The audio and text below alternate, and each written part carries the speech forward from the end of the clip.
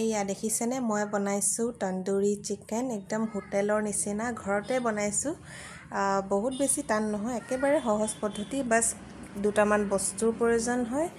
আৰু ধুনীয়াকৈ বনালেই হৈ যায় আৰু তো বলক প্ৰথমৰ পৰা ষ্টাৰ্ট কৰোঁ প্ৰথমতে মই বজাৰলৈ গ'লোঁ মন্টুৰ লগত আৰু গোটাকে চিকেন এটা কিনি আনিলোঁ প্ৰথম গোটাকে বনাম বুলি ভাবিছিলোঁ কিন্তু মাইক্ৰৱেভটোত নুজুৰে আৰু গোটাকে অলপ সিজিব বা নিসিজে চিন্তাই হৈ গৈছিলে সেইটো কাৰণে হি কাটি মেলি দিলে তাক কাটিবলৈ দিলোঁ আৰু ধুনীয়া ডাঙৰ ডাঙৰ পিচ কৰি দিছে আৰু মাজে মাজে এনেকৈ কাটি দিছোঁ যাতে মছলাটো ধুনীয়াকৈ সোমায় ভিতৰত আৰু এতিয়া ধুনীয়াকৈ মাংসখিনি মই মেৰিনেট কৰিম তো মেৰিনেট কৰিবলৈ কাৰণে মছলাটো প্ৰথমতে বনাই লওঁ প্ৰথমতে এতিয়া লৈছোঁ নেমু আৰু যিহেতু এতিয়া কুমলীয়া হয় নেমুবিলাক ইমান ৰস নাই তথাপিতো যিকণ আছে তাকে হেৰি কৰি দিওঁ আৰু উলিয়াই দিওঁ হৈ যাব আৰু নেমু ইমানকণেই ওলালে আৰু এতিয়া দোকানৰ পৰা কিনি আনিছিলোঁ মই টেঙা দৈখিনিও দি দিছোঁ ইমানখিনিয়ে হৈ যাব দৈ আৰু এতিয়া দিছোঁ সোৱাদ অনুসৰি নিমখ 1 চামুচ ফুলকৈ দিছোঁ কাৰণ যিহেতু গোটাকে চিকেনটো আছে তাৰপাছত এতিয়া অলপ সৰহকৈ দি দিছোঁ আদা নহৰুৰ পেষ্ট আদা নহৰুখিনি মিক্সিত ভালকৈ পিচি লৈছিলোঁ তাৰপাছত দিম ইয়াতে হালধি আৰু ইয়াতে দিম 2 চামুচ কাশ্মীৰী মিৰ্চ এইটো লৈ আহিছিলোঁ এভাৰেষ্ট তন্দুৰী চিকেন মছলা ইয়াৰ পৰা অলপ দি দিম ইয়াৰ পৰা 2 চামুচ জোখৰ দি দিছোঁ তন্দুৰী চিকেন মছলাটো তাৰপাছত দিম 1 চামুচ জালুকৰ গুড়া আৰু দিম ইয়াতে আধা চামুচ গৰম মছলা আৰু 2 চামুচ জোখৰে মিঠাতেল অকণমান দি দিছোঁ আৰু এতিয়া এইখিনি ভালকৈ মিক্স কৰিম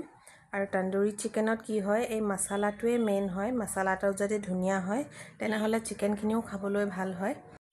আৰু এতিয়া ধুনীয়াকৈ মিক্স কৰি ল'লোঁ দেখিছেনে ধুনীয়া কালাৰ হৈছে মছলাখিনি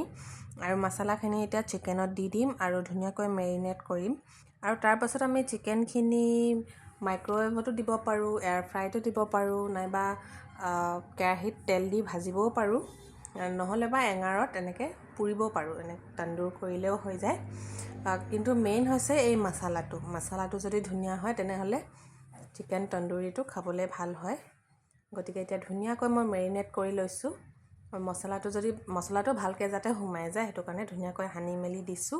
আৰু এইখিনি ঢাকি মেলি আমি আধা ঘণ্টামানৰ কাৰণে ফ্ৰিজত ৰাখি থৈ দিম তেতিয়া ধুনীয়াকৈ মছলাটো মাংসত সোমাই যায় আৰু দেখিছে এইখিনি আধা ঘণ্টামানৰ কাৰণে ফ্ৰিজত ৰাখি থৈ দিছিলোঁ আৰু ধুনীয়া কালাৰ হৈছে